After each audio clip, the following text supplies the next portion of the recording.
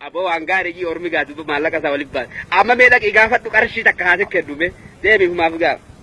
wanni ati kannite wanni ati gafato khafalta si debite so gidda bitat abu gadi bitat marre bitat de orin ke bakat debi jaamar me eisan dukani khayta khabi dukana khayta dukana khamara dechu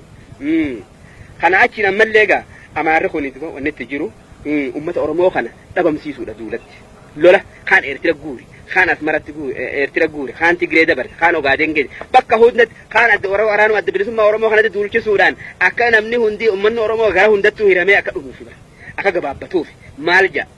نوسو بابا أكيد جواب ما يماو قبودين أمارا كيتجون قالنا بقولوس كمتوتي يا باب بلوت نوجي أكاد يجوب مالجو غانجي قالا في غانجي وغوخرو بربادن صوصوباني ديجو خنو ولا لكنجو ما يماشي ذا كنجو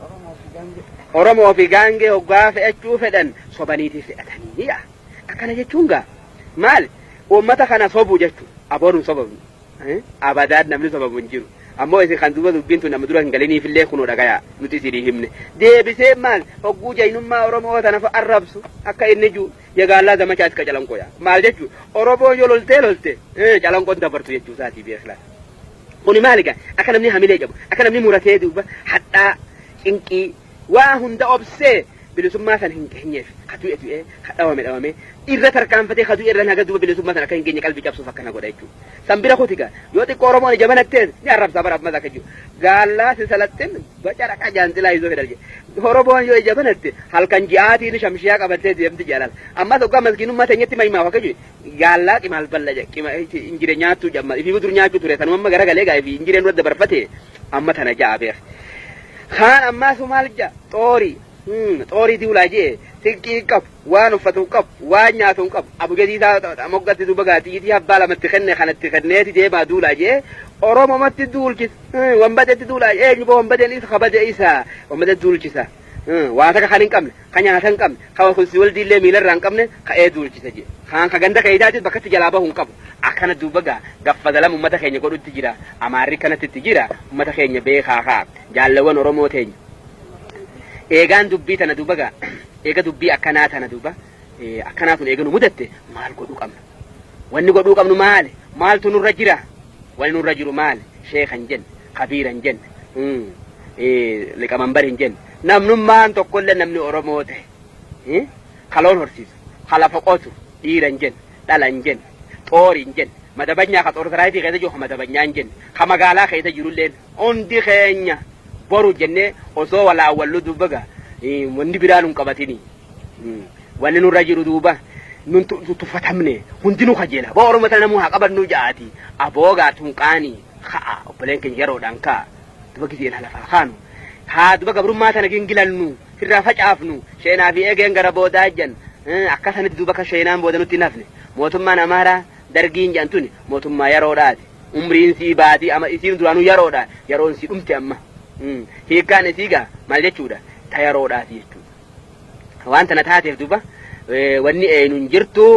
namuu karaa adda bilisummaan Oromoo jirtutti hiriira galfannee harka wal qabannee bakka takka lafaa kaanee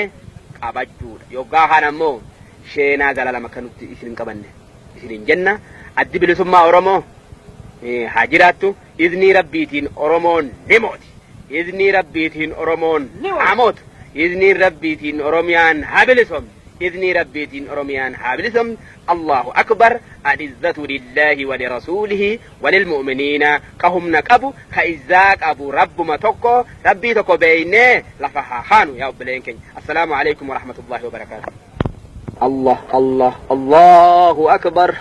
الله الله الله أكبر الله الله الله أكبر يا غويتا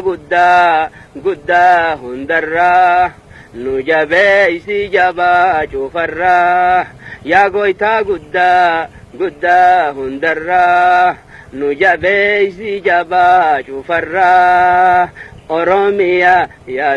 بي شانغالتا كانني تنتي نديسي الله أرغتا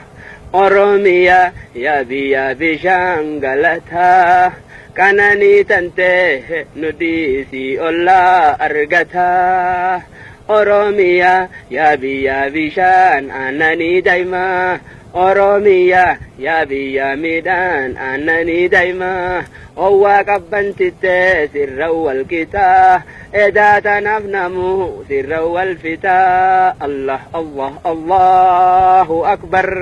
Allah Allah Allahu akbar Oromiyaa yaa biyya